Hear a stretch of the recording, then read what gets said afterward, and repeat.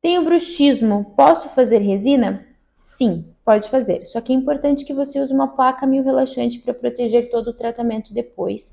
E o dentista que fez as tuas resinas, deixar as tuas guias e a tua oclusão extremamente bem balanceada. Então, ajustar a guia canina, ajustar a guia anterior, isso nas resinas e na placa mio-relaxante também. Usar a plaquinha, é claro, né, todos os dias de lei. E quanto mais você fica sem a placa para proteger, você pode forçar, sobrecarregar as resinas, dependendo às vezes do quanto que tem que aumentar de dente, né?